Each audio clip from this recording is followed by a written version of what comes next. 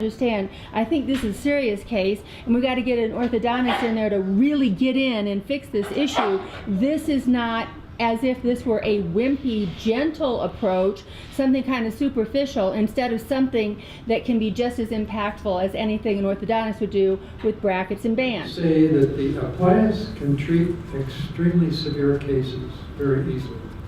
I should have shown one case up here that was so crowded and such a deep overbite, and we corrected it in 4 months. There is no way an orthodontist could have done that in 2.5 years. So it is possible. He doesn't realize.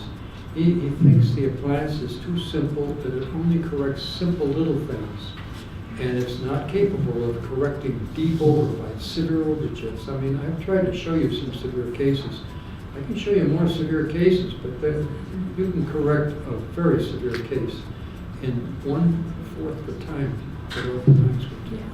The problem is that when they give it to an orthodontist, the orthodontist is not going to believe in our appliance. He doesn't believe it works either. So he's going to get an answer that satisfies that orthodontist. And almost every time somebody shows this to an orthodontist, they say, oh, that doesn't work. It doesn't work.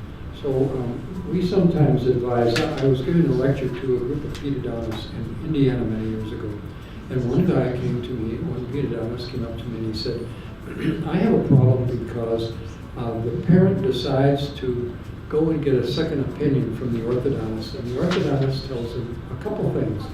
He said that appliance is so simple, it's like a potato peeler that you buy in a grocery store. He said it can't correct this, and besides that, this will self-correct anyway. So we'll put the child on recall for the next 2 years and see him every 6 months at no charge.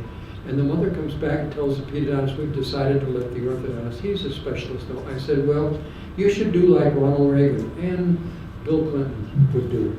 Ronald Reagan was very good at explaining something before it ever happened. And then when it came up, he said, well, I've already talked about that. So I said, you've got to inform the patient. You've got to be as informed or more informed than that orthodontist. And you've got to tell that patient that there are 5 articles in the English language that show that that kind of a malocclusion does not self-correct. In fact, we can give you a reprint that you can hand to the parent and say, if you think that this will correct itself, here's an article that shows you that it won't. Now, this appliance may not correct it properly, and if it doesn't, we'll test it in 3 months, and if it doesn't correct it, we're going to stop. Then you can go to braces. But why not try it? So now when the mother goes to the orthodontist and says, oh, that doesn't work. Oh, no, doctor. You have 5 articles in the English language that tell you that it does not self-correct. Here's one. Maybe you'd like to read it and be familiar with your own language. It came in out of one of your journals.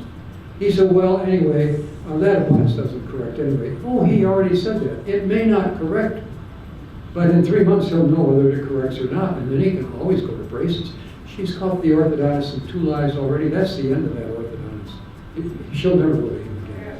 Well, so I take a little bit more an aggressive approach. If a parent comes to me and they say, well, the orthodontist said they could do this, or I don't think this appliance could do it, after I've gone through the whole education of how we're going to be more conservative, more proactive, take advantage of this growth and development. If they still are challenging me and want to talk to the orthodontist, I said, great, go talk to the orthodontist. But do me a favor, before you sign up for their treatment plan, come back and talk with me, and let's see what they've presented.